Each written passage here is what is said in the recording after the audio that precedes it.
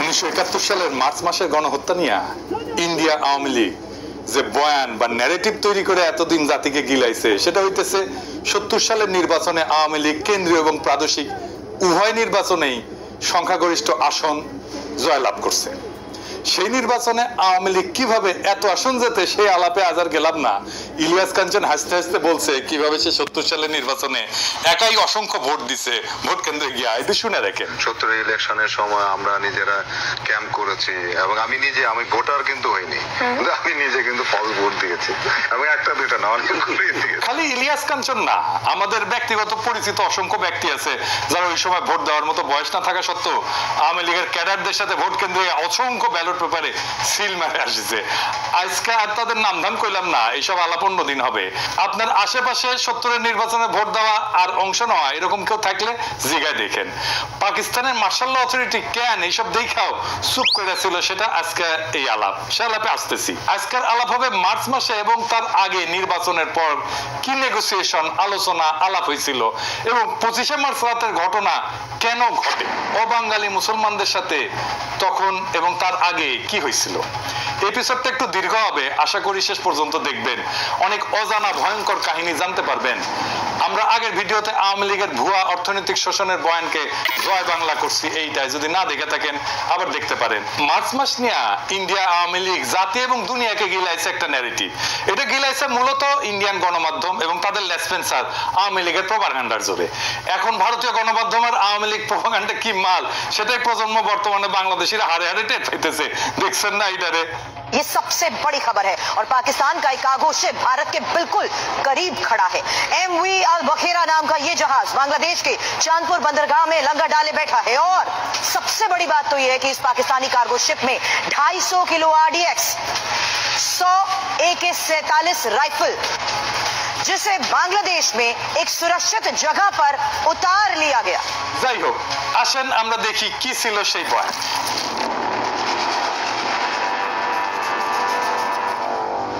সেই বয়ান বলে 1970 সালের ডিসেম্বর মাসে পাকিস্তানের নির্বাচনে আওয়ামী লীগ সংখ্যাগরিষ্ঠ আসন পায়। আওয়ামী লীগের বিজয় দেখা পশ্চিম পাকিস্তানের শাসক গোষ্ঠী ভীত সন্ত্রস্ত হইয়া পড়ে। তারপরে ক্ষমতা হস্তান্তরে তারা তালবাহানা শুরু করে। ইয়াহিয়া খান 1 মার্চ ঢাকায় হইতে যাওয়া জাতীয় পরিষদের অ্যাসেম্বলি স্থগিত করে যাতে আওয়ামী লীগ ক্ষমতায় যেতে না পারে। এর প্রতিরোধে আওয়ামী লীগ একটা শান্তিপূর্ণ অসহযোগ আন্দোলন গড়ে তোলে।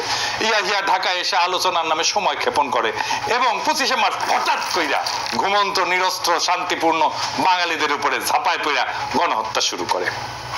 এরপর শুরু হয় বাঙালি জাতির মুক্তির সংগ্রাম এবং ভারত নিতান্ত মানবিক কারণে আগে এসে সামরিক অভিযান চালায়, পূর্ব বাংলাকে মুক্ত কইরা শত্রুর হাত থেকে বাংলাদেশকে স্বাধীন করে দেয়। তাই তো, এটাই তো আমাদের মুক্তিযুদ্ধের মেইন ইজি বয়ান, তাই না? এই বয়ান নিয়ে আলোচনা এবং আসল লোমহর্ষক ষড়যন্ত্র উন্মোচন করার আগে কিছু ব্যাপারে পরিষ্কার করে নেই। এই সমস্ত ব্যাপার বোঝা অত্যন্ত জরুরি। পুরা ষড়যন্ত্র বুঝতে হইলে আর একটু আগে যাইতে হবে, আমাদের ভারত ভাগের টাইম থেকে শুরু করতে হবে। আসেন আল্লাহর নামে শুরু করি।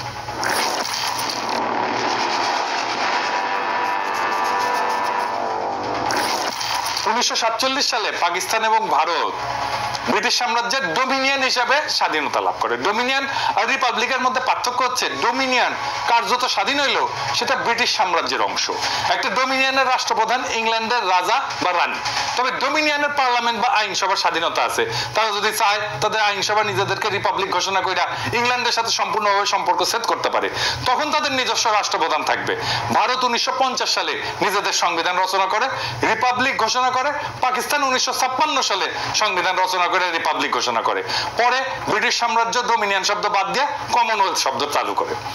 এখন অনেক দেশ আছে যারা ডোমিনিয়নের মতো, যেমন কানাডা, অস্ট্রেলিয়া, নিউজিল্যান্ড। এই সমস্ত দেশের রাষ্ট্রপ্রধান ইংল্যান্ডের রাজা বা রানী। পাকিস্তানের 56 সালের সংবিধান 1958 সালের 8ই অক্টোবর তৎকালীন পাকিস্তানের রাষ্ট্রপ্রধান প্রেসিডেন্ট ইস্কান্দার মির্জা, উনি বাংলার মানুষ ছিলেন, কিন্তু উনি রদ কইরা মার্শাল ল জারি করেন। মার্শাল ল জারি করলে সংবিধান রদ করতে হয়। এখানে একটা জিনিস খেয়াল করেন, মার্শাল ল যদি সংবিধানকে রদ করতে পারে তাইলে মার্শাল ল সংবিধানের চাইতে বড়। আসলেই তাই। আসল কথাটা হইতেছে হিম্মত, হ্যাডমই আসল, ক্ষমতাই আসল, সংবিধান তারপরে। যাই হোক, আলাপে আসি, কেন ইস্কান্দার মির্জা সংবিধান রদ কইরা মার্শাল ল দিল।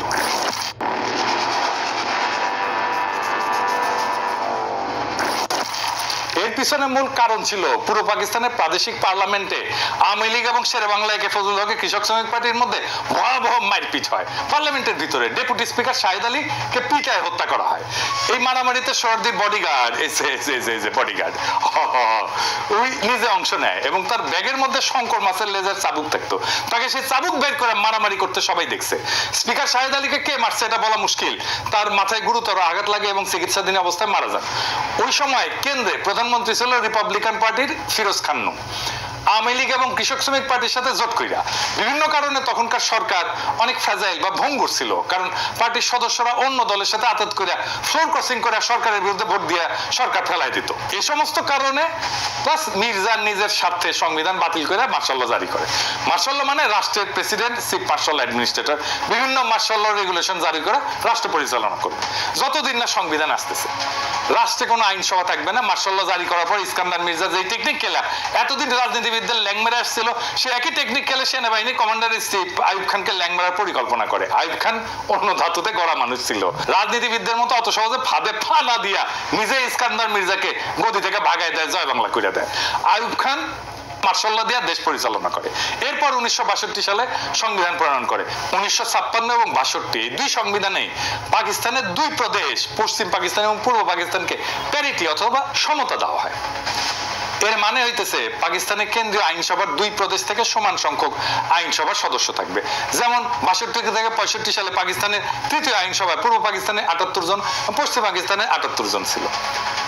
65 থেকে 69 সালেও পাকিস্তানের চতুর্থ আইনসভায় উভয় প্রদেশ থেকে 78 জন করে মোট 156 জন ছিল। এই প্যারিটির ফর্মুলার পিছনে একটা ইতিহাস আছে, এটা একটু জানিয়ে আসি।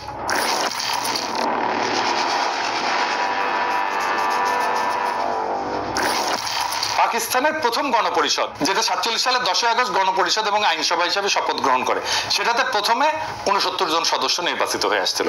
এদের মধ্যে 44 জন ছিল পূর্ব পাকিস্তান থেকে, 17 জন পাঞ্জাব, 4 জন সিন্ধু, 3 জন সীমান্ত প্রদেশ এবং 1 জন বেলুচিস্তান থেকে ছিল। অর্থাৎ সদস্য সংখ্যা দেশের জনসংখ্যার অনুপাতে ছিল। তখন এই 5টা প্রদেশ মিলে পাকিস্তান তৈরি হয়েছিল। পরে এই অ্যাসেম্বলির সদস্য সংখ্যা 100 পর্যন্ত বাড়ানো হয়। এই প্রথম গণপরিষদ 1947 থেকে 1954 সাল পর্যন্ত থাকে, কিন্তু 7 বছরেও সংবিধান প্রণয়ন করতে ব্যর্থ হয়।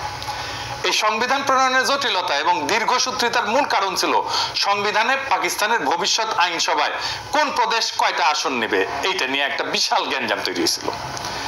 পাকিস্তানে ফেডারেল ব্যবস্থার সরকার প্রস্তাব করা হয়। ফেডারেল মানে বিভিন্ন প্রদেশের নিজস্ব সরকার, আইনসভা, বিচার বিভাগ থাকবে প্রাদেশিক পর্যায়ে। কেন্দ্রীয় বা ফেডারেল পর্যায়ে একটা কেন্দ্রীয় সরকার বা আইনসভা থাকবে। কেন্দ্রীয় আইনসভা 2 কক্ষ প্রস্তাব করা হয়। 2 কক্ষ বিশিষ্ট আইনসভার ইতিহাস হচ্ছে, এটা মূলত ইংল্যান্ডের কালচার, যেখানে হাউস অব কমন্স আর হাউস অব লর্ডস আছে। কমন্সের সদস্যরা জনগণের সরাসরি ভোটে নির্বাচিত হয়। লর্ডসের সদস্যরা রাজা কর্তৃক অ্যাপয়েন্টেড হয়। লর্ডসের সদস্যরা অভিজাততন্ত্রের সদস্য এবং চার্চ অফ ইংল্যান্ডের বিশপরাও এর সদস্য। যে কোনো আইন পাশ করতে হলে 2 কক্ষেই পাশ করা লাগে। অভিজাত আর বিশপদেরকে ইংল্যান্ডের রাষ্ট্রের গুরুত্বপূর্ণ স্টেক হোল্ডার মনে করা হয়। এই জন্য এদের জন্য একটা উচ্চ কক্ষ আইনসভা বানায়, যারা কমন্সের পাশ করা বিল স্ক্রুটিনাইজ করে, দেখে নিজেদের মধ্যে ভোটাভুটি করে অ্যাপ্রুভ করে অথবা রিজেক্ট করে। আমেরিকা যখন ইংল্যান্ড থেকে স্বাধীনতা লাভ করে তখন প্রথমে 13টা কলোনি ছিল। এদের মধ্যে জনসংখ্যায় সবচেয়ে বড় ছিল ভার্জিনিয়া এবং সবচেয়ে ছোট ছিল রোডস আইল্যান্ড। আমেরিকা যখন তাদের ফেডারেল সংবিধান রচনা করতে যায় তখন ছোট রাজ্যগুলো বড় রাজ্যগুলোর সাথে ইউনিয়ন করতে চায় না। কেন চায় নাই? এর কারণ হইল তারা ভাবতো বড় রাজ্যগুলো আইনসভায় জনসংখ্যার ভিত্তিতে আসন পাইলে মেজরিটি আসন পাবে, ফলে তারা ছোট রাজ্যগুলোর সাথে প্রস্তাব করা যে কোনো বিল ভোট দিয়ে হারাই দিতে পারে। তখন একটা কম্প্রোমাইজ পদ্ধতি গ্রহণ করা হয়, যেখানে আমেরিকার ফেডারেল আইনসভা ইংল্যান্ডের মতো 2 কক্ষ বিশিষ্ট হবে। যেহেতু আমেরিকানরা কোনো অভিজাততন্ত্র এলাও করেনি, সেই জন্য ইংল্যান্ডের মতো বিশপ আর অভিজাতদের দিয়ে কোনো কক্ষ থাকবে না, এই প্রশ্ন ওঠেনি। 2 কক্ষের নিম্ন কক্ষ হাউস অফ রিপ্রেজেন্টেটিভ এর আসন সংখ্যা জনসংখ্যার অনুপাতে ডিস্ট্রিবিউট করা হবে। উচ্চ কক্ষ অথবা সিনেটের মধ্যে প্রত্যেক রাজ্যের সমান সংখ্যক আসন, অর্থাৎ ছোট রাজ্য বড় রাজ্য সবার জনসংখ্যা যাই হোক সবার 2টা করে আসন। যে কোনো বিলই 2 কক্ষে পাশ হইতে হবে যদি সেটা আইন হইতে হয়। সিনেট তাহলে আমেরিকার জনগণের প্রতিনিধিত্ব করে না, তারা প্রতিনিধিত্ব করে আমেরিকার প্রত্যেকটা রাজ্যের জনগণের প্রতিনিধি হাউস অফ রিপ্রেজেন্টেটিভ। তাহলে জনগণের প্রতিনিধি কারা? জনগণের প্রতিনিধি হচ্ছে হাউস অফ রিপ্রেজেন্টেটিভ। আমেরিকার সংবিধান জনগণ ছাড়া প্রত্যেকটা রাজ্যকেও নিজেদের ফেডারেল স্ট্রাকচারের স্টেক হোল্ডার মনে করে। যেহেতু সিনেটে সবার সমান আসন, এর জন্য ছোট মাইনরিটি রাজ্যগুলো তার আপত্তি না করে বড় রাজ্যগুলোর সাথে ইউনিয়ন করে ইউনাইটেড স্টেটস অফ আমেরিকা গড়ে তোলে। তো পাকিস্তানে প্রথমে 2টা কক্ষ প্রস্তাব করা হয়। নিম্ন কক্ষ প্রদেশগুলোর জনসংখ্যার ভিত্তিতে আসন সংখ্যা বিতরণ করা হয়, ঠিক আমেরিকার মতো। পাকিস্তানের প্রদেশগুলোকে যদি ক্রমিক অনুসারে সাজায়, তাহলে জনসংখ্যা সবচেয়ে বেশি পূর্ব বাংলার, তারপরে পাঞ্জাব, তারপরে সিন্ধু, তারপরে সীমান্ত প্রদেশ, তারপরে বেলুচিস্তান। আর উচ্চ কক্ষ প্রদেশগুলো প্রতিনিধিত্ব করবে, প্রত্যেকটা প্রদেশের সমান সংখ্যক আসন থাকবে, সিনেটের মতো, ঠিক আমেরিকার মতো। যে কোনো বিল উভয় কক্ষে পাশ হইতে হবে। সব প্রদেশ এই প্রস্তাবে রাজি হয়। রাজি হয় না কে? বাঙ্গুরা, এই মুজিবেরা। তারা দাবি করে উভয় কক্ষে জনসংখ্যার অনুপাতে হইতে হবে। তাতে যারা উভয় পক্ষে মেজরিটি থাকে, তাদেরকে যতই বোঝানোর চেষ্টা করা হয় উভয় কক্ষে যদি জনসংখ্যার অনুপাতে হয়, তাহলে 2টা কক্ষের দরকার কি, একটা কক্ষ হইলেই তো হয়। শরদি বডিগার্ডের মাথায় এর চাইতে গারপেলি বুদ্ধি আর আসার কথা। আর একটা কক্ষই যদি হয়, প্রদেশগুলোর যদি রিপ্রেজেন্টেশন নাই থাকে, তাহলে ফেডারেল সরকার ব্যবস্থার প্রত্যেকটা প্রদেশের আলাদা সরকার আইনসভার দরকার কি? একটা একক কেন্দ্রীয় সরকার ব্যবস্থা থাকলেই তো হয়, যেখানে আইনসভা জনসংখ্যার ভিত্তিতে হবে এবং একটা লেয়ারের সরকার থাকবে। যেমন চীন একটা লেয়ারের সরকার, একটা কেন্দ্রীয় শাসনের দেশ, এটার ইংরেজিতে কয় ইউনিটারি দেশ। এখানে প্রদেশগুলোর আলাদা সরকার বা আইনসভা নাই। তো বাঙ্গুদের যদি মেজরিটি এতই প্রিয় হয়, তারা ইউনিটারি সরকার নিক, দেশে কোনো প্রাদেশিক সরকার থাকারই দরকার নাই। কিন্তু বাঙ্গুরা অনর, তারা কিছুতেই বুঝবেন না। তারা ফেডারেল নিবে, প্রাদেশিক সরকার রাখবে, কেন্দ্রে 2টা কক্ষ রাখবে, আবার 2টাতেই মেজরিটি নিবে। মানে পুরো মামা বাড়ির আবদার। আমি নায়িকার মতো সুন্দর মাইয়া চাই, সেই মাইয়া আবার রন্ধন কর্মে সুনিপুণা হবে, কাজের বুয়ার মতো কাজ করবে, পরিপেটে হয়ে সাইজা থাকবে, বাপের একমাত্র কন্যা হবে, শ্বশুরের অগাধ ধন সম্পদ থাকবে, গাইতে জানবে, নাচতে জানবে, মানে তার সব লাগবে। পশ্চিম পাকিস্তানের নিশ্চয়ই ভাবিছিল কিসে পইলাম কোদা। তো বাঙ্গুদের এই গর্তুমির জন্য পাকিস্তানের সংবিধান প্রণয়ন প্রায় পুরা 9 বছর আটকাইছে। এই 9 বছর মানে 47 থেকে 56 পর্যন্ত পাকিস্তান ডোমিনিয়ন হিসেবে থাকে। এবং ব্রিটিশ আমলে গভর্নমেন্ট অফ ইন্ডিয়া অ্যাক্ট, 35-এর ইন্ডিয়ান ইন্ডিপেন্ডেন্স অ্যাক্ট এবং 47-এর এই 2টা আইনকে সংবিধান হিসেবে গ্রহণ করে অপারেট করে। পরে বাঙ্গুদের বোঝানোর জন্য, মানানোর জন্য 56 সালে প্যারিটি ফর্মুলা প্রপোজ করা হয়, যেটাতে পাঞ্জাব, সিন্ধু, সীমান্ত আর বেলুচিস্তান মিলে পশ্চিম পাকিস্তান এবং পূর্ব বাংলাকে পূর্ব পাকিস্তানের 2টা প্রদেশ হিসেবে গঠন করা হয়। উভয় প্রদেশের জনসংখ্যার অনুপাত 50-এর কাছাকাছি, একদিকে 56%, একদিকে 44%। যেহেতু উভয় প্রদেশের সমান আসন, যাতে কেউ কাউকে ডমিনেট করার প্রশ্ন না ওঠে, সবাই সমান সমান। যেহেতু এই প্রস্তাবে পশ্চিম অঞ্চল পাকিস্তানের 4টা প্রদেশ মিলে একটা ইউনিট গঠন করা হয়, তাই এই প্রস্তাবের নাম হয় 1 ইউনিট প্রপোজাল। এই প্রস্তাবে সব দল রাজি হয়। তৎকালীন আওয়ামী লীগ ও সোহরাওয়ার্দীর নেতৃত্বে এই প্রস্তাবে রাজি হয়, ফলে এটা গৃহীত হয় এবং এইভাবে পাকিস্তানের 56 সালে সংবিধান প্রণয়ন করা হয়। আইয়ুব খান যখন 62 সালে সংবিধান প্রণয়ন করেন, তখন উনি কেন্দ্র এবং রাজ্যগুলোর মধ্যে এই সম্পর্ককে বহাল রাখেন। এই ইস্যুটা একটা সেটেলড ইস্যু ছিল। আইয়ুব খান এটা আর নড়চড় করেন নাই। এখানে একটা তথ্য উল্লেখ করা যায় যে বাংলাদেশ বিচ্ছিন্ন হয়ে যাওয়ার পর পাকিস্তানে কিন্তু সংবিধান তৈরি করতে একদম সময় লাগে নাই। ওদের পাঞ্জাব মেজরিটি প্রদেশ হওয়া সত্ত্বেও পাঞ্জাবিরা কিন্তু বাঙ্গুদের মতো মামা বাড়ির আবদার করে নাই। বর্তমান পাকিস্তানের আইনসভার 2টা কক্ষ, নিম্ন কক্ষ ন্যাশনাল অ্যাসেম্বলি আর উচ্চ কক্ষ সিনেট। নিম্ন কক্ষ জনসংখ্যার অনুপাতে আসন আর উচ্চ কক্ষে প্রত্যেকটা রাজ্যের সমান সংখ্যক আসন। পাঞ্জাবিরা বাঙ্গুদের মতো হাউকাউ করে নাই যে তাদের উভয় কক্ষতেই মেজরিটি দিতে হবে। এইবার শুরু হয় ষড়যন্ত্রকারীদের খেলা।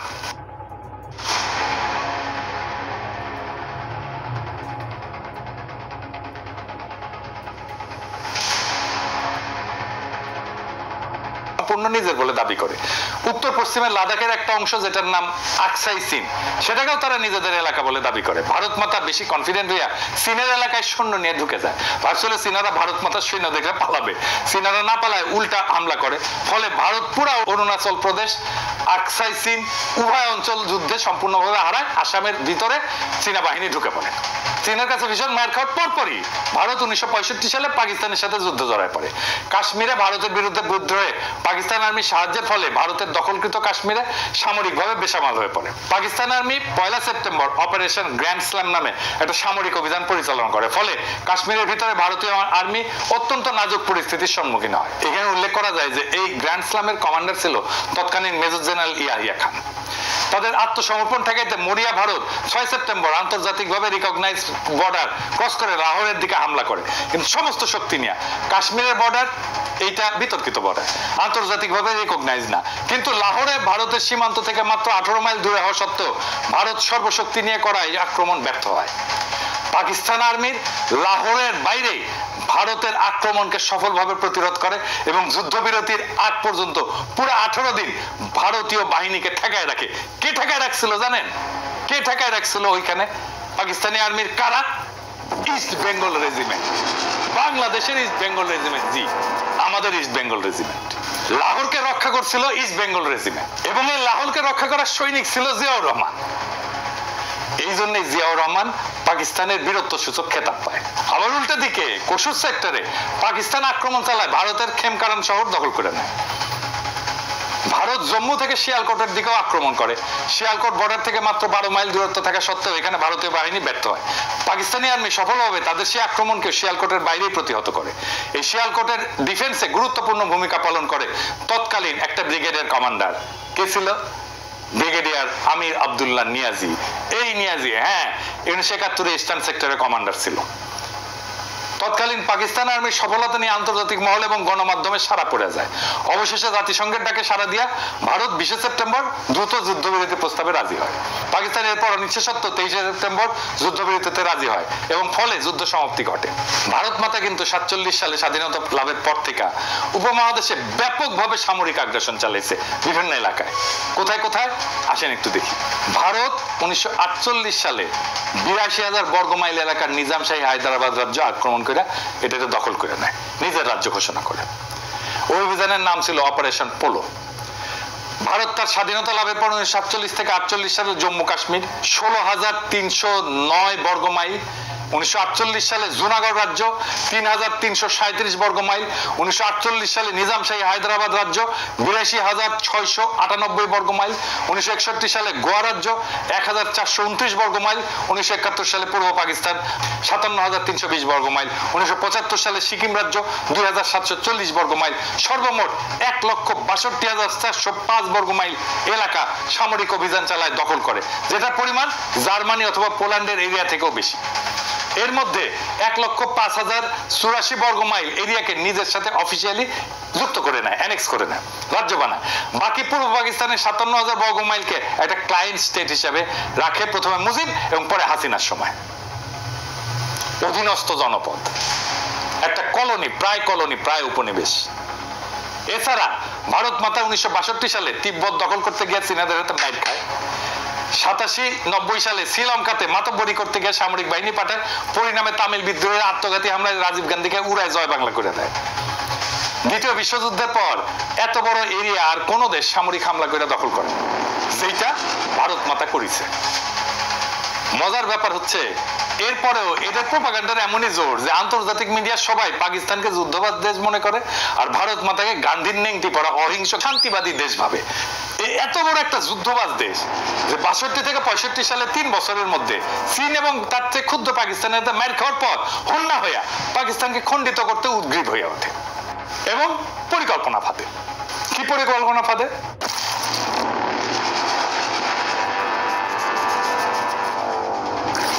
সে তাদের এজেন্ট শেখ মুজিব সোহরাওয়ার্দীর বডিগার্ডের মাধ্যমে ঠিক করে 65 সালে যুদ্ধের পর 6 দফাকে উপস্থাপন করে। ভারত পাকিস্তানের যুদ্ধ হয় 65 সালের সেপ্টেম্বর, মুজিব 6 দফা উত্থাপন করে 66 সালের ফেব্রুয়ারিতে। কিরকম মজার একটা কাকতালীয় ব্যাপার, তাই না? হ্যাঁ, তাই না? এডিটর সাহেব, মেলা দিন পরে কাউয়ার কথা মনে আসলো। কাউয়ার সাউন্ড দেবেন না? জোরে দেন, আরো জোরে, আরো জোরে। হ্যাঁ, হয়েছে। কাকতালীয় তাই কাউয়ার সাউন্ড, বুঝছাও। 6 দফা এবং এর মধ্যে পাকিস্তানের অর্থনৈতিক শোষণের ভুয়া বয়ানকে আমাদের আগের এপিসোডে আমরা বিস্তারিত আলোচনা করে সেই বয়ানকে জয় বাংলা করে দিছি না? ভারতীয় এজেন্টরা আগে থেকে প্রস্তুত ছিল এটা নিয়ে। গত এপিসোডে 6 দফা প্রণেতাদের মুখোশ উন্মোচন করা হয়েছে। আজকে আর একজন মুখ্য চরিত্রের মুখোশ উন্মোচন করা হবে। তার নাম সিরাজুল আলম খান। সিরাজুল আলম খান ঢাকা বিশ্ববিদ্যালয়ের ছাত্রলীগের মধ্যে ভারতীয় এজেন্ডা বাস্তবায়নে 60-এর দশকের প্রথম থেকেই কোমর বেঁধে নামে পড়ে। 71 সালের মার্চ মাস পর্যন্ত সমস্ত আলোচনা ভণ্ডুল করা এবং গৃহযুদ্ধ লাগানোর পিছনে তার অনেক ভূমিকা আছে। সে পূর্ব পরিকল্পনা মতো গৃহযুদ্ধ লাগানোর জন্য সর্বাত্মক চেষ্টা করে, যাতে তার গুরু ভারত সামরিক অভিযান চালানোর একটা অজুহাত খুঁজে পায়। এই সিরাজুল আলম সম্পর্কে একটা অত্যন্ত গুরুত্বপূর্ণ তথ্য হচ্ছে, উনি ছিলেন এক ভারতীয় রয়্যাল এজেন্টের অত্যন্ত ঘনিষ্ঠ এবং শিষ্য। তিনি মাঝে মাঝে কলকাতা যেতেন এবং গেলে সেই এজেন্টের কলকাতার ভবানীপুরের রাজেন্দ্রপুর লেনের বাসাতেই উঠতেন এবং থাকতেন। সেই এজেন্টের কলকাতায় বাড়ি ছাড়াও বাংলাদেশেও বাড়ি ছিল এবং তিনি বাংলাদেশের নাগরিকও ছিলেন, আওয়ামী লীগের সংসদ সদস্য ছিলেন এবং আওয়ামী লীগের সংসদ সদস্য হিসেবে ৭৩-এর কারচুপির নির্বাচনে তৎকালীন বাকেরগঞ্জ 14 আসন, বর্তমানে পিরোজপুর 1 আসন, যেটা বর্তমানে আল্লামা দেলোয়ার হোসেন সাইদির আসন, ওইখানে এমপি নির্বাচিত হয়েছিলেন। শেখ মুজিব জয় বাংলা হয়ে যাওয়ার পরে ৭৫-এ সে ব্যক্তি আবার ইন্ডিয়া চলে যায়। তার নাম চিত্তরঞ্জন সুতার। এবার আসেন চিত্তরঞ্জন সুতারকে একটু চিনে নিই। এই চিত্তরঞ্জন সুতার 1971 সালের পর ইন্দিরা গান্ধীর সাথে দেখা কইরা বাংলাদেশকে পুরোপুরি ভারতের সাথে যুক্ত করা, মানে যেভাবে হায়দ্রাবাদ, সিকিম, গোয়া, কাশ্মীরের মতো ভারত একটা প্রদেশ করছিল, ওইরকম প্রদেশ করতে বলছিল। ভারত প্রথমে আওয়ামী লীগের সাথে 7 দফা চুক্তি করে সেই পথে আগাচ্ছিল। পরে বিভিন্ন কারণে ইন্দিরা গান্ধী বাংলাদেশকে ক্লায়েন্ট স্টেট হিসেবে রাখাটাকে ডিসাইড করে। পরবর্তীতে কংগ্রেসের প্রেসিডেন্ট জ্ঞানী জৈল সিং এটাকে ইন্দিরার সবচেয়ে বড় ব্লান্ডার হিসেবে আখ্যা দিছিল। আমাকে শেখ হাসিনাকে যখন এই ব্যাপারে ব্যক্তিগতভাবে প্রশ্ন করা হয়, মেজর আশরাফ তার এনটিভি সাক্ষাৎকারে বলেন, আর ছোট বোন রেহানা আমার স্ত্রীর ক্লাসমেট ছিল।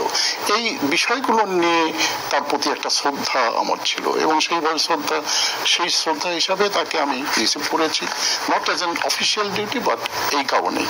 এবং ওনাকে আমার বাসায় নিয়ে এসেছি, উনি এসেছেন, আমার বাসায় খেয়েছেন। একটি ঘটনা যখন থেকে তার প্রতি আমি একদম অসন্তুষ্ট হয়ে যাই, তার প্রতি আমার বিরাগ আমার জন্মগ্রহণ করে সৃষ্টি হয়, সেটা হচ্ছে সেই সময় আপনার যদি মনে থাকে বিচিত্রা বলে একটা সাপ্তাহিক পত্রিকা ছিল, শাহাদত হোসেন উনি ছিলেন তার এডিটর। জয়েল সিং বলে নামে একজন ভারতীয় প্রেসিডেন্ট ছিলেন। তার টার্মস যখন এক্সপায়ার হয়ে যায়, তখন ওই জয়েল সিং এর সঙ্গে জ্ঞানী জয়েল সিং, তার সঙ্গে আমাদের শাহাদত সাহেব একটা ইন্টারভিউ নিয়েছিলেন। তো বাংলাদেশ ভারতের সম্পর্কের উপর আলোকপাত করতে যেয়ে জয়েল সিং সাহেব বলেছিলেন, the greatest blunder of India was to have withdrawn the troops from Bangladesh 1971। এটা শাহাদত সাহেবকে বলেছিলাম। আমি যখন এটা পড়লাম, পড়ার পর আমার মনটা খুব খারাপ হয়েছে যে কিভাবে এইরকম একটা উক্তি করতে পারে। তো এর কিছুদিন পরেই শেখ হাসিনা যখন আসলেন, ওনাকে আমি বললাম, আমি তাকে রিসিভ করে জানান, আমি বললাম যে ম্যাডাম আপনি জানেন এরকম একটা বক্তব্য দিয়েছে, and you know what was her response? তো সে তো ঠিকই বলেছে। উত্তর ছিল, সে তো ঠিকই বলছে। এদের কাছে স্বাধীন বাংলাদেশ ছিল বাংলাদেশের মানুষকে উজবুক বানানোর একটা মূলা। এরা সবসময় নিজেদেরকে ভারতের প্রদেশ হিসেবে কল্পনা করে। এদের পূর্ব বাংলার মুসলমানদের সংস্কৃতি, ধর্ম নিয়ে ব্যাপক বিদ্বেষ। পৃথিবীর সর্ববৃহৎ মুসলিম রাষ্ট্র হিসেবে পাকিস্তান এই উপমহাদেশের মুসলমানদের বাসভূমি হিসেবে টিকে থাকলে এদের এজেন্ডা বাস্তবায়নে ব্যাপক বাধা আসবে। সেই জন্যই পাকিস্তানকে ভাঙতে হবে। পরে চিত্তরঞ্জন সুতার আবার বাংলাদেশে ফিরে আসে এবং কালিদাস বৈদ্যের সাথে বঙ্গভূমি আন্দোলন গড়ে তোলে। হচ্ছে দক্ষিণবঙ্গের খুলনা, ফরিদপুর, পটুয়াখালী, বরিশাল এই অঞ্চলে একটা হিন্দু রাষ্ট্র গড়ে তোলার জন্য সশস্ত্র সংগ্রাম। 1996 থেকে 2001 আওয়ামী লীগের সময় এই আন্দোলন হঠাৎ করে কাকতালীয়ভাবে বন্ধ হয়ে যায়। এরপরে বিএনপির সময় আসলে এটা আবার ভারতের এজেন্ডা বাস্তবায়ন করতে নেমে পড়ে। 2004 সালে ফেব্রুয়ারি মাসে এরা হিন্দু প্রজাতন্ত্রের ঘোষণা দিয়ে আবার অ্যাক্টিভ হয়। ভারত তাদেরকে অ্যাক্টিভ করে রহস্যজনকভাবে। এর ঠিক পরে সে 2004 সালে বাংলাদেশে গ্রেনেড হামলা থেকে শুরু করে একের পর এক নাটক ঘটা শুরু করে। ভারত তার পরিকল্পনা অনুযায়ী বাংলাদেশকে অস্থিতিশীল করে তোলে এবং 2007 সালে ভারতের ঘোড়া উপহার পাওয়া কুলাঙ্গার মইনুল আহমেদ ভারতের 111 প্লেবুক মতি মাহমুদের সাহায্যে বাস্তবায়ন করলে ভারতের আর বঙ্গভূমির মাধ্যমে ষড়যন্ত্র করার দরকার থাকে না। ম্যাজিকের মতো সাথে সাথে বঙ্গভূমি আন্দোলন ভ্যানিশ হয়ে যায়। এরপরের ইতিহাস সবার জানা। এই হচ্ছে সিরাজুল আলম খানের আসল রূপ। এইবার আগের কথায় ফিরে আসে।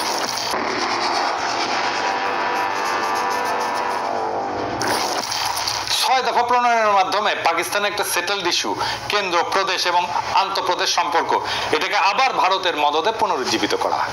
প্রথম পয়েন্টটাই ছিল পাকিস্তান একটা ফেডারেল স্টেট হবে, প্রাদেশিক সরকার থাকবে, কিন্তু সেখানে আইনসভার একমাত্র জনসংখ্যার অনুপাতে আসন বিন্যাস হবে।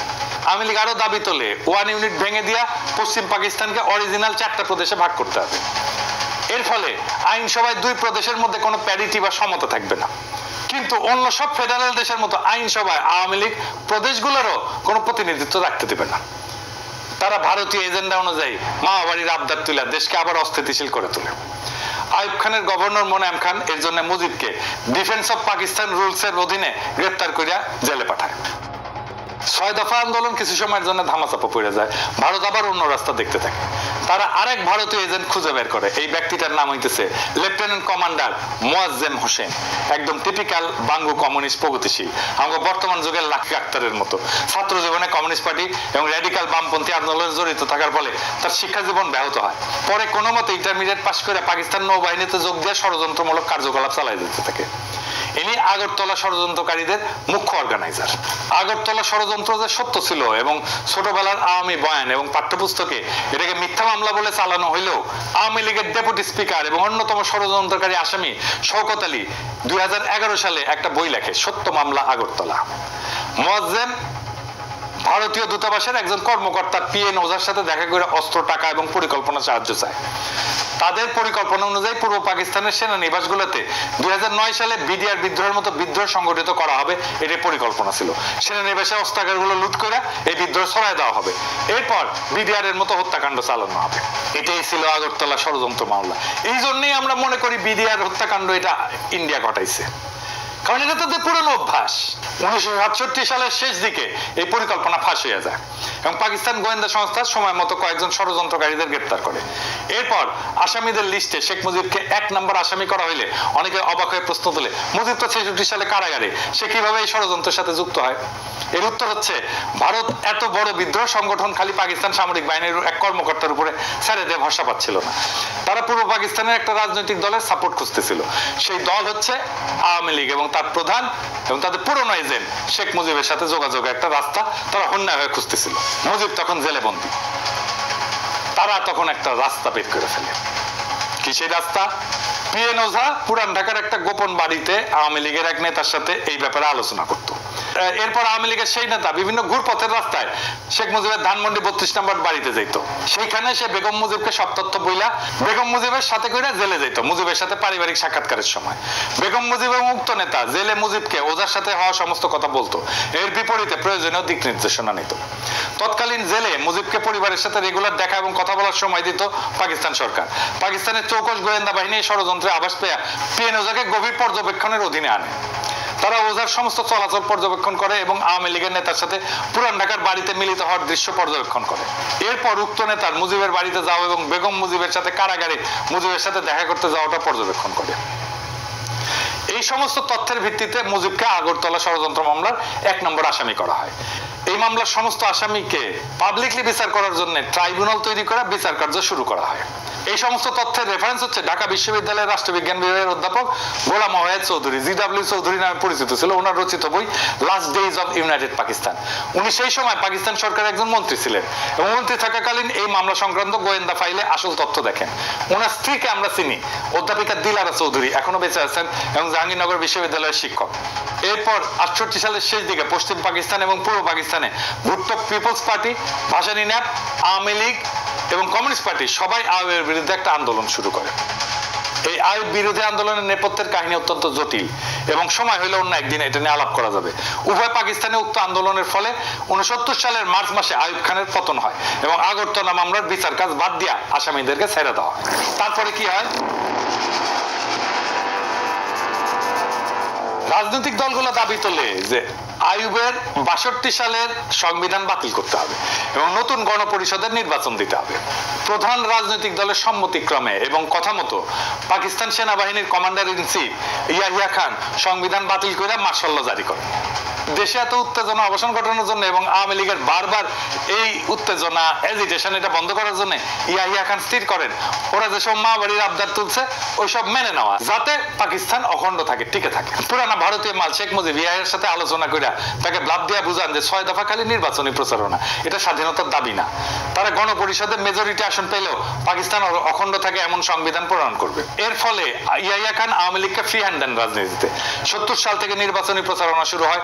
70 সালের মার্চ মাসে আসন্ন গণপরিষদ নির্বাচনের জন্য একটা presidential decree legal framework order 1970 জারি করেন। উক্ত অর্ডারে 6 দফা এবং আওয়ামী লীগের দাবি অনুযায়ী পাকিস্তানের 1 ইউনিটকে ভেঙে সর্বসম্মত 5টা প্রদেশ করা হয় পূর্ব পাকিস্তান সহ। আসন্ন গণপরিষদ এক কক্ষ বিশিষ্ট আইনসভা হবে, যেটাতে জনসংখ্যার অনুপাতে আসন বিতরণ করা হবে। এর ফলে আসন্ন গণপরিষদে পূর্ব পাকিস্তান থেকে মেজরিটি আসন থাকবে, মানে 300টার ভেতরে 162টা আসন। অর্থাৎ আওয়ামী লীগের সমস্ত এক্সট্রিম দাবি ইয়াহিয়া খান মেনে নেয়। এইটা ভেবে যারা যদি ক্ষমতার রেসপন্সিবিলিটি পায় তখন উগ্র বিচ্ছিন্নতাবাদের দাবি তুলবে না। কিন্তু ভারত এবং তার চর মুজিব আগাগোড়া খালি মূলা দেখাইছে যে লীগ একবার খালি নির্বাচনে জিতুক, এরপর তারা আর কোনো শোরগোল তুলবে না, পাকিস্তান যাতে অখণ্ড থাকে সেরকম একটা সংবিধান বানাতে। ইয়াহিয়া আওয়ামী লীগ ভারতের সাজানো এই ফাঁদে পা দেয়। এর ফলে মার্শাল ল অথরিটি আওয়ামী লীগকে নির্বাচনী প্রচারণাতে যা খুশি বলার স্বাধীনতা দেয়। অন্য দল মুসলিম লীগ এবং জামাতের সভা আওয়ামী লীগ তাদের গুন্ডা দিয়ে ভন্ডুল করে খুন খারাপি করলো, মার্শাল ল অথরিটি আওয়ামী লীগের বিরুদ্ধে একটা স্টেপও নেয় না। নির্বাচনে আওয়ামী লীগের ভুয়া অর্থনৈতিক বৈষম্যের পরিসংখ্যান প্রচার করা সত্ত্বেও কোনো জবাব দেওয়া হয় না। এর ফলে নির্বাচনে আওয়ামী লীগের ক্যাডাররা এক একজন অসংখ্য ভোট দিল, মার্শাল ল অথরিটি কোনো হস্তক্ষেপ করেনি। কারণ হচ্ছে ইয়াহিয়া খান আসলে বিশ্বাসই করতে পারেননি মাইনরিটিরা বিচ্ছিন্নতা চায়, মেজরিটি কখনো আলাদা হবে। এই দেখেন 70 সালে ওনার একটা সাক্ষাৎকার। Separatism? I do not believe that people of East Pakistan want to separate from West Pakistan. They are the majority people of Pakistan. How should a majority separate from a minority? If you hear these notes, if you hear these rumblings, let me assure you, this is not the real voice of my people. এরপর ওনার আরেকটা সাক্ষাৎকার নির্বাচনের পর কি পরিকল্পনা ওনার। After these elections, is it your intention to remain as president, or will you, as you said many times, get back to being an army man? Well, my intention of remaining a president has nothing to do with me. In the process of democracy, the government will elect their president. And unless I offer myself for that election, I can't remain a president. And I'm not offering myself to be president. You will not? No, I'm not offering myself president. I'm not, my temperament is not this way, my makeup is not that way. I joined the army as a professional soldier. I remain so. And my biggest aim is to go back to my army. I have only 2-3 years left of service before I retire. So, in the process, if I happen to be in charge of running this country for a year and a half or 2 years, that perhaps will be an additional satisfaction to me that I have done some service to the nation also in restoring democracy back to them as a soldier. But apart from that, I'm quite clear on the subject. Of course, one can't tell from time to time, as I was saying the other day in the press conference, that if God forbid my second phase of the plan, which is the making of the Constitution, I'll do my damnedest to bring it about. If it doesn't come about, martial law will have to continue. My duty then remains. But then I'm not going to remain and forget everything. I'll have to think again as to other methods and processes of bringing about democracy. Another election, by a referendum to the nation, something which I would not even contemplate now, think about. I'm hoping this will go through. Does that answer your question? উনি 23 March 1971 পর্যন্ত এই ধারণা পোষণ করতেন। ওনাকে আগেও অনেকে সতর্ক করছিল যে মুজিবের এই সমস্ত টোপ না গিলতে। মুজিব আগরতলার সাথে প্রত্যক্ষভাবে জড়িত। ইয়াহিয়া সে সমস্ত সতর্কবার্তা উড়াই দেয়, বলে যে ক্ষমতার রেসপন্সিবিলিটি পাইলে শেখ মুজিব এবং লীগ এই সমস্ত উগ্র দাবি থেকে সরে আসবে। যখন 23 মার্চ মুজিব এবং লীগ ফাইনাল সংবিধানের রূপ দেখায়, যেটাতে দেশকে ভাগ করে সব আলাদা, নাম আলাদা, একটা দেশের বদলে দুর্বল কনফেডারেশন, কিন্তু পশ্চিম পাকিস্তান থেকে করের টাকা দিয়া বাংলাদেশ তাদের ডেফিসিট পূরণ করবে, সেটা দেখার পরে উনি উপলব্ধি করেন আওয়ামী লীগ আসলে ভারতের মদদে সব সময় একটা বিচ্ছিন্নতা চাইছে এবং পুরা সময় তাকে ধোঁকা দিচ্ছে।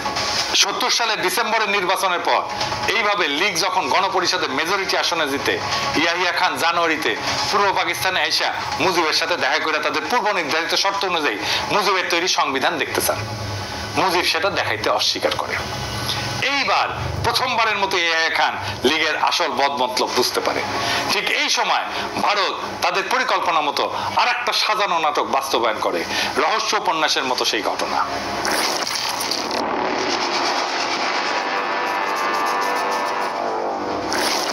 কাশ্মীরের শ্রীনগর থেকে 2 জন কাশ্মীরি যারা রয়্যাল এজেন্ট হিসেবে কাজ করত, ভারতীয় এয়ারলাইন্সের একটা ফকার প্লেন নাম গঙ্গা হাইজ্যাক করে লাহোরে নিয়ে যায়।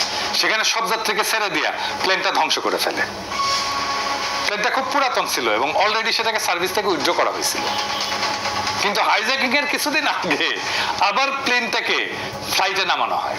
ভারত কেমন সিধা দেখেন, মানে নিজেদের একটা বাতিল করা পুরানো বিমান বিসর্জন দেয় এইভাবে দিয়া অন্যের যাত্রা ভঙ্গ করে। পাকিস্তানের তদন্ত কমিশনে ভারতের এই ষড়যন্ত্র প্রকাশ পায়। ভারত এই সুতা ধইরা ভারতের উপর দিয়ে পাকিস্তানের বিমান চলাচল বন্ধ করে দেয়। এর উদ্দেশ্য ছিল আওয়ামী লীগ যাতে নির্ভয়ে তাদের দেওয়া পরিকল্পনা বাস্তবায়ন করে এবং ইয়াহিয়ার সাথে কোনো সমঝোতা না করে। ইয়াহিয়া যদি 6 দফা মেনে নেয়, তারপরেও ফেব্রুয়ারি মাসে ইয়াহিয়া খান সংখ্যাগরিষ্ঠ দলের প্রধান হিসেবে মুজিবকে রাজধানী ইসলামাবাদে ডাকলে মুজিব বেয়াদবের মতো রাষ্ট্রপ্রধানের কাছে যেতে অস্বীকার করে। এর ফলে ইয়াহিয়া এবং সবার সন্দেহ ঘনীভূত হয় যে মুজিব এবং লীগ সরল বিশ্বাসে এই নেগোশিয়েট করতেছে না এবং এদের আগরতলা ষড়যন্ত্রের ভূমিকা ইয়াহিয়া ভালো করে জানা ছিল। তিনি সবার মতো সতর্কবাণী সত্ত্বেও মুজিব এবং লীগের সব দাবি মেনে নিয়ে নির্বাচনের ব্যবস্থা করছিলেন এবং মুজিবকে সেই নির্বাচনে ফ্রি হ্যান্ড দিছিলেন। এরপর আর একটা জটিলতা দেখা দেয়। ভুট্টো এবং তার পিপলস পার্টি পাকিস্তানের দ্বিতীয় বৃহত্তম দল হিসেবে আবির্ভূত হয় নির্বাচনে। ইয়াহিয়া প্রস্তাব দেয় যে সংবিধানের মতো গুরুত্বপূর্ণ বিষয় গ্রহণ করার সময় রাজনৈতিক দলগুলোর ভিতরে একটা ঐক্যমত থাকা উচিত। একটা ব্রড কনসেনসাস না থাকলে কোনো সংবিধানই মজবুত হবে না। প্রত্যেক দশকে একটা দেশের সংবিধান পাল্টানো সেই দেশের স্ট্যাবিলিটির জন্য ক্ষতিকর। মুজিব সাফ বইলা দেয় যে আওয়ামী লীগ খালি একাই সংবিধান তৈরি করবে, তারা মেজরিটি পার্টি, কারোর সাথে ঐক্যমত করবে না। ঠিক বিএনপির মতো তারা বলে নির্বাচিত সংসদ সংস্কার করতে পারবে, তার মানে নির্বাচনে তারাই জিতবে, তারাই সংস্কার করবে, আর কেউ না। ভারত এবং তাদের দেশীয় এজেন্টরা এই সময় অত্যন্ত অ্যাক্টিভ ভূমিকা রাখে যাতে পাকিস্তানের সবাই লীগের 6 দফা মেনে নিলেও লীগ একটার পর একটা দাবি তুলে সমঝোতার পথ একবারে বন্ধ করে দেয়। এইটা নিয়ে ফেব্রুয়ারি মাসে আরেকটা অচল অবস্থা শুরু হয়। ইয়াহিয়া মার্চের 1 তারিখে ঢাকায় জাতীয় পরিষদের সভা ডাকছিলেন, কিন্তু ফেব্রুয়ারিতে এই অচল অবস্থার কোনো মীমাংসা না হয় ভুট্টো এবং পিপলস পার্টি অ্যাসেম্বলিতে আসার জন্য ঢাকাতে আসতে অস্বীকার করে। তাদের বক্তব্য ছিল মুজিব তো আগেই বলছে লীগ মেজরিটি পার্টি হিসেবে একাই সংবিধান বানাবে, তাদের এই মাইনরিটির কথা যদি নাই শোনা হয় তাহলে তাদের আর কষ্ট করে অ্যাসেম্বলিতে আসার দরকার। মুজিব লীগের বানানো সংবিধান কাউকে দেখাবেও না, কাজে অত্যন্ত যুক্তিসঙ্গত ভাবেই সবাই ধরে নেয় এরকম মার্কা মারা একজন ভারতের এজেন্ট অ্যাসেম্বলিতে ভারতের প্রচারণা মতো যেই সংবিধান বানাবে সেটাতে খালি পূর্ব পাকিস্তান না, পশ্চিম পাকিস্তানের রাজ্যগুলোর ভিতরেও এমন সংঘর্ষ তৈরি করবে যাতে পুরো পাকিস্তান এক ঢিলে জয় বাংলা হয়ে যায়। এর আভাস 71 ফেব্রুয়ারিতেই পাওয়া যায়। আওয়ামী লীগের আদর্শিক গুরু বাঙ্গু বাম প্রগতিশীলদের সংগঠন, ভারতের বিশিষ্ট লেসপেন্সার কমিউনিস্ট পার্টির ছাত্র সংগঠন ছাত্র ইউনিয়ন, আমাদের শাহবাগী লাঠির সংগঠন ফেব্রুয়ারি মাসে তাদের জরুরি কাউন্সিল মিটিং এ 14 দফা প্রেরণ করে। এর মধ্যে সবচেয়ে গুরুত্বপূর্ণ দফা হচ্ছে আসন্ন সংবিধানে পাকিস্তানের যে মূল 5টা ভাষাভাষী জাতির অবস্থান, উহাদের সকলকে পাকিস্তানের ফেডারেশন হতে বিচ্ছিন্ন হইয়া স্বতন্ত্র স্বাধীন সার্বভৌম রাষ্ট্র গঠনের অধিকার সহ পূর্ণ আত্মনিয়ন্ত্রণের অধিকার দিতে হবে। চিন্তা করেন, অথচ এই ছাত্র ইউনিয়ন করা আমাকে মতি মাহফুজের কাছে যদি ভারতের উত্তর পূর্ব অঞ্চলের স্বাধীনতার কথা বলা হয়, 7 সিস্টারের স্বাধীনতার কথা বলা হয়, তারা তেলে বেগুনে জ্বলে ওঠে। ক্রমশই ব্যাপার স্পষ্ট হয়ে উঠতে থাকে যে লীগের আসল উদ্দেশ্য খালি পূর্ব পাকিস্তান না, সম্পূর্ণ পাকিস্তানকে ধ্বংস করা।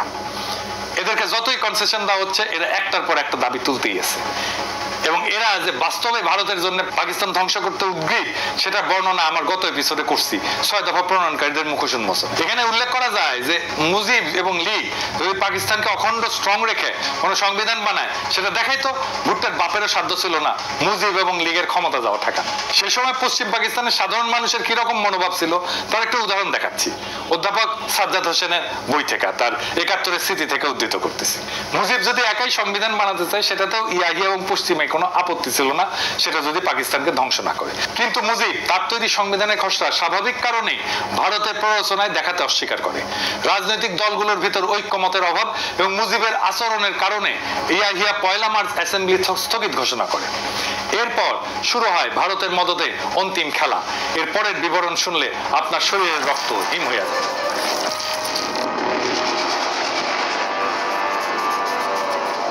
প্রথমে আমাদের জানতে হবে 71 সালে তৎকালীন পূর্ব পাকিস্তানে অবাঙালি মুসলমান কারা। 47 সালে দেশভাগের পর ভারতের উত্তরপ্রদেশ, বিহার, হায়দ্রাবাদ থেকে অসংখ্য মুসলমান পাকিস্তানে হিজরত করে। এদের কিছু অংশ পশ্চিম পাকিস্তানে যায়, কিছু অংশ পূর্ব পাকিস্তানে এসে বসবাস শুরু করে। পূর্ব পাকিস্তানে এদের সংখ্যা আনুমানিক কয়েক মিলিয়ন ছিল। এছাড়া পূর্ব পাকিস্তানের দেশের অন্যান্য জেলা থেকেও পাঞ্জাব, পশতু, সিন্ধি ইত্যাদি প্রদেশ এবং জেলার মানুষ এসে চাকরি, ব্যবসা বাণিজ্য ইত্যাদি কারণে বসবাস শুরু করে। চাকমা রাজা ত্রিদিব রায় তার বই দ্য ডিপার্টেড মেলোডিতে লোমহর্ষক সব ঘটনার বিবরণ দিচ্ছেন। সেসব ঘটনা তার এলাকার লোকজন চাক্ষুষ দেখছেন। তার বইয়ের এই পাতার বিবরণ দেখেন। এছাড়া রাজা মার্চের প্রথম দিকে ঢাকায় অবস্থান করছিলেন আসন্ন আইনসভায় যোগদানের উদ্দেশ্যে। ঢাকার ঘটনা উনি নিজে প্রত্যক্ষ করছেন। মার্চ মাসেই 3-4 তারিখের রাতে আওয়ামী ক্যাডাররা চিটাগাংয়ের পাহাড়তলির কাছে একটা অবাঙালি মুসলমান কলোনি ফিরোজ শাহ কলোনিতে রাতের গভীরে আগুন লাগায়। সেটাতে ওই রাতে কলোনির 700 বাড়িঘর পুরো ছাই হয়ে যায় এবং সেখানে ঘুমায় থাকা পরিবারের পরিজনে সবাই আগুনে পুড়ে মারা যায়। 700 বাড়িতে বাচ্চা সহ একটা পরিবারে গড়ে 6 জন করে হইলেও 4500 মানুষ, কল্পনা করলেও আবার। এরপর আরো কাণ্ড দেখে, যারা ওই অগ্নিকাণ্ডের সময় বাড়ি থেকে বের হয়ে বাঁচতে পারছিল, আওয়ামী লীগের গুন্ডারা তাদেরকে বাইরে ঘিরে হত্যা করে। শহরের অন্য এলাকায় আরো 300 অবাঙালি মুসলমানকে ওই রাতেই হত্যা করা হয়। এই ঘটনার পরেও ইয়াহিয়া খান নেগোশিয়েট করার চেষ্টা করছে। আর্মি অধিকাংশ সময় ব্যারাকেই ছিল। এসবের পরে ইয়াহিয়া 25 তারিখ পর্যন্ত নেগোশিয়েট করতে চাইছেন।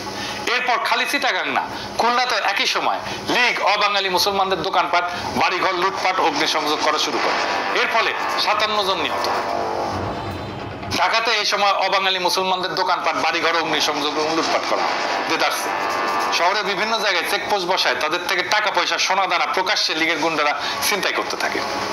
গুলিস্তানে নাচ সিনেমা হল, গুলিস্তান সিনেমা এবং একটা চীনা রেস্তোরাঁ ছিল এক অবাঙালি ভদ্রলোকের, নাম দোসানি, সবকিছু রাতারাতি পুড়ায় দেওয়া হয়। ফার্মগেটে কিছু অবাঙালি মুসলমানদের বাসাও পুড়ায় দেওয়া হয়। এছাড়া ঢাকা শহরে অসংখ্য জায়গায় বিভিন্ন ধরনের হামলা, অগ্নিসংযোগ, অবাঙালিদের রাস্তায় থামায় জিনিসপত্র লুটপাট করা শুরু হয়। 31 মার্চেই 100 খানেকের বেশি নিহত এবং আহত বা অবাঙালি মুসলমানদের ঢাকা মেডিকেল হসপিটালে নেওয়া হয়। দেখছেন একই রকম 24 একই কাজ করছে আওয়ামী লীগ, একই কাজ করছে। এত সব প্রভোকেশনের পরেও আর্মি কিছুই করে নাই।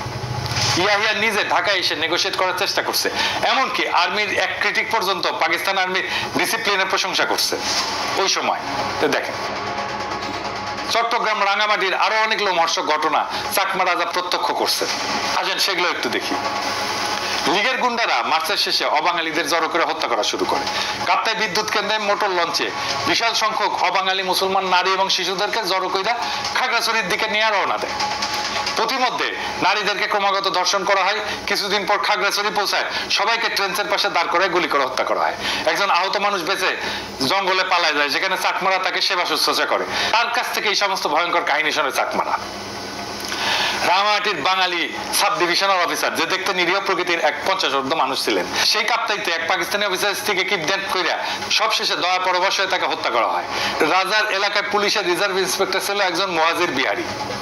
তাকে তার স্ত্রী এবং 10 বছরের কন্যার সাথে হত্যা করা হয়। চাকমারা রাতের বেলায় গুলির শব্দ শুনে পরের দিন সকালে যখন খোঁজ করতে যায়, বিয়াদের লাশ পায়। ছোট মেয়েটির মৃতদেহ কপালে হাত দিয়ে পড়েছিল। কপাল থেকে হাত সরাইলে ওইখানে গুলির ছিদ্র পাওয়া যায়। নুরুজ্জামান খান নামে এক মহৎ হৃদয়ের পাঠান ছিল, ওখানে বসবাস করত এবং চাকমা বাঙালি সবার কাছে জনপ্রিয় ছিল, সবাইকে বিপদে সাহায্য করত। তাকেও বাঙ্গু বিদ্রোহীরা ধরে নিয়ে গুলি করে হত্যা করে। এবার ব্রাহ্মণবাড়িয়ার একটা ঘটনা দেখেন। ব্রাহ্মণবাড়িয়াতে এক সাংবাদিক চাক্ষুষ 82 অবাঙালি শিশুর মৃতদেহ এবং 300-র মতো প্রাপ্তবয়স্কের মৃতদেহ দেখেন, যাদেরকে বাঙ্গু এবং লীগের গুন্ডারা এবং বিদ্রোহীরা হত্যা করে ফেলে রেখে যায়। ময়মনসিংহ একটা অবাঙালি কলোনির 5000 জনের মধ্যে মাত্র 25 জন জীবিত ছিল, সবাইকে খুন করে ফেলে। একজন অ্যাসিস্ট্যান্ট পোস্টমাস্টার তার পরিবার হারানোর কথা বলতে বলতে কান্নায় ভেঙে পড়ে। আর্মি যখন ময়মনসিংহে মুভ করে, তখন এক মসজিদের ইমাম, যে তার মসজিদে 1500 নারী শিশুকে আশ্রয় দিয়েছিল, তাদেরকে উদ্ধার করে। এসব অপরাধ অধিকাংশ করছে আওয়ামী লীগের ক্যাডারেরা। এইরকম এক পার্সি পরিবারের ঘটনা আছে, যারা বেনাপোলের দিকে পালায় যাচ্ছিল, যাদেরকে আওয়ামী বাঙ্গুরা পুরা পরিবার সহ হত্যা করে। বগুড়ার সান্তাহারে হাজার হাজার অবাঙালিদের হত্যা করা হয়েছে, সেসবের সাক্ষী এখনো জীবিত। যশোরে এই ভদ্রলোককে আওয়ামী বাঙ্গুরা হত্যা করে। এই মৃতদেহের ছবি পাকিস্তান আর্মির বর্বরতা বলে চালায় দেওয়া হয়। এরপরে দেখেন একটা ভয়ঙ্কর দৃশ্য। এই ছবিটা বিখ্যাত নিউজউইক পত্রিকায় 12 এপ্রিল 1971 সালে প্রকাশিত হয়েছিল। ছবিতে একদল আওয়ামী বাঙ্গু একজন পাকিস্তানি সিএসপি অফিসার তাকে হত্যা কইরা তার মাথা কেটে ক্যামেরার সামনে পোজ দিতেছে। ভদ্রলোকের নাম ছিল ওয়াকার নাসিম বাট। কুষ্টিয়ার দিকে পোস্টেড ছিলেন। মার্চের সময় যখন দেশে অরাজকতা এইটা দেখে সবাই যখন চলে যাচ্ছিল উনি ওনার অফিসেই ছিলেন। কল্পনাও করতে পারেন নাই ওনার নিজের দেশের মানুষ বিনা কারণে ওনাকে হত্যা করবে।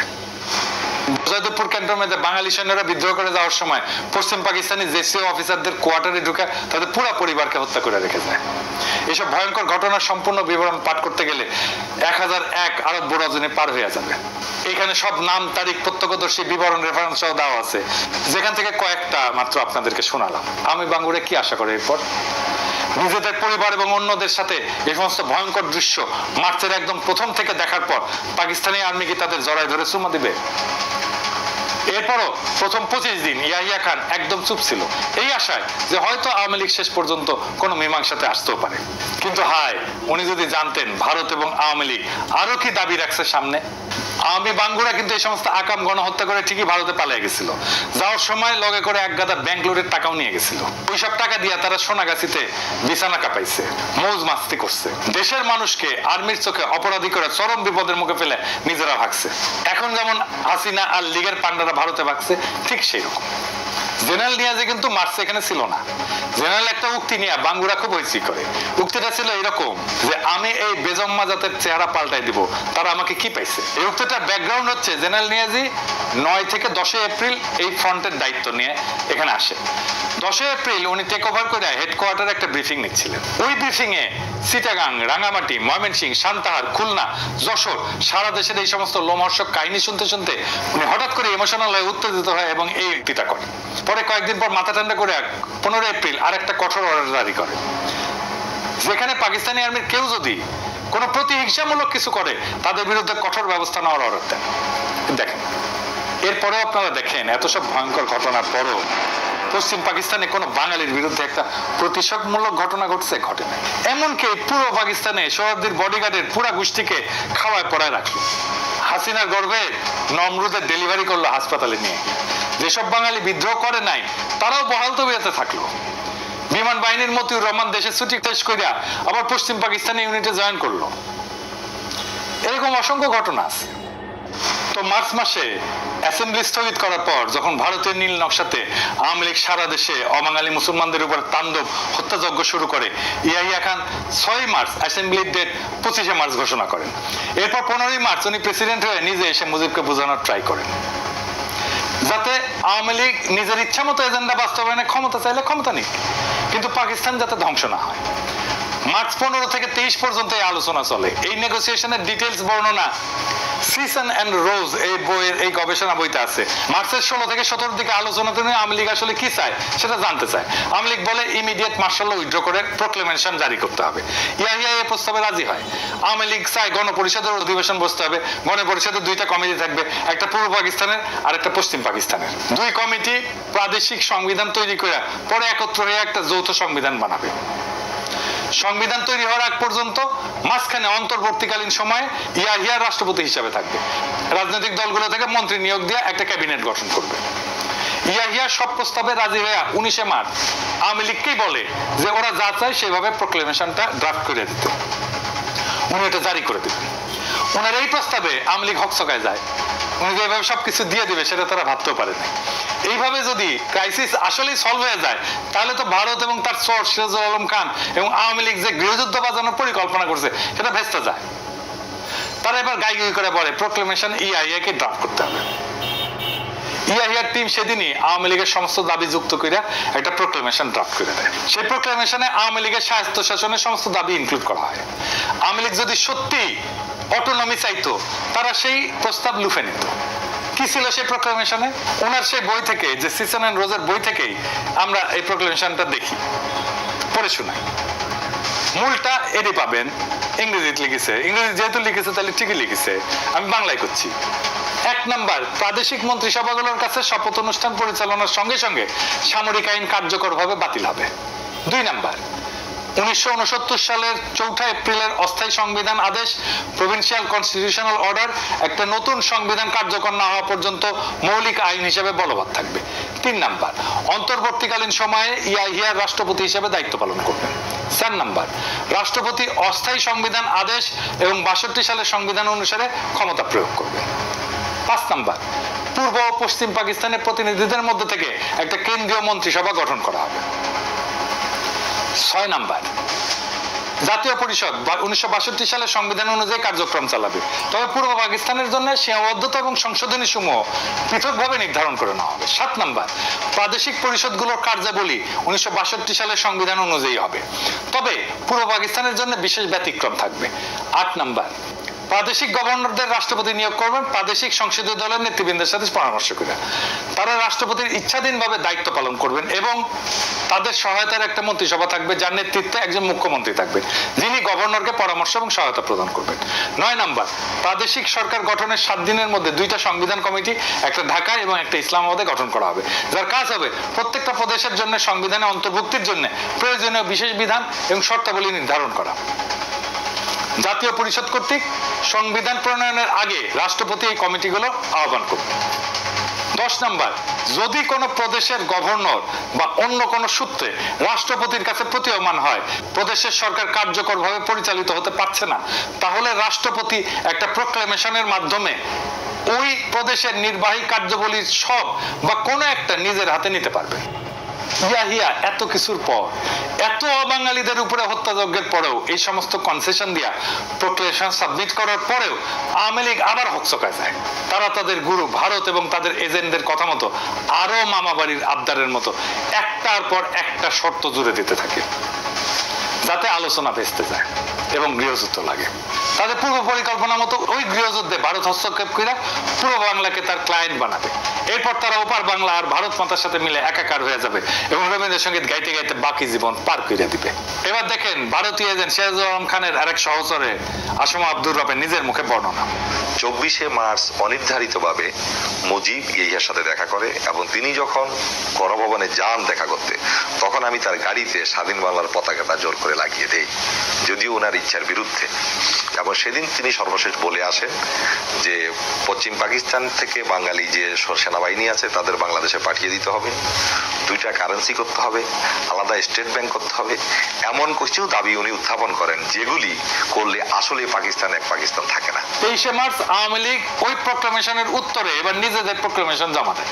সেখানে তারা পাকিস্তান রাষ্ট্রভাঙের সমস্ত পয়েন্ট, পাকিস্তানকে এক দুর্বল কেন্দ্রীয় ব্যবস্থা, এমনকি দেশের নাম পর্যন্ত চেঞ্জ করে কনফেডারেশন পাল্টায় তাদের প্রস্তাব সাবমিট করে। একটা কনফেডারেশন হচ্ছে 2টা স্বাধীন দেশের মধ্যে সম্পর্ক, কিন্তু তারা চামারের চামার পশ্চিম পাকিস্তানের কর থেকে নিজেদের ডেফিসিট বা ঘাটতি পূরণের পয়েন্ট বহাল রাখে। খালি একবার ঠান্ডা মাথায় ভাবেন প্রস্তাবটা। লীগ এবং তাদের লেসপেন্সার সবসময় পশ্চিমাদের গালিগালাজ করবে, তাদের নামে ভুয়া শোষণের বয়ান ফেরি করবে, এরপর তারা দেশকে দুর্বল এবং কয়েক খণ্ডে ভাঙার পরিকল্পনা করবে শত্রু দেশের সাথে মিলা। এই সমস্ত সত্ত্বেও তারা পশ্চিম পাকিস্তান থেকে তাদের করের টাকা নিয়ে নিজেদের ঘাটতি পূরণ করবে। কি মজার ব্যাপার! আওয়ামী লীগ এবং এদের নিজেদের লেসপেন্সাররা কত বড় জাউরার জাউরা, কত বড় সামারের সামার, সেটা কল্পনাতীত। এই সমস্ত দাবির ফলে আওয়ামী লীগের এবং ভারতের আসল রূপ অবশেষে ইয়াহিয়ার সামনে দিবালোকের মতো পরিষ্কার হয়। সারা দেশে মার্চ মাস থেকে ভারতীয় এবং আওয়ামী মদতে অবাঙালি মুসলমানদের উপরে শুরু হয় ব্যাপক লুটপাট এবং হত্যাযজ্ঞ।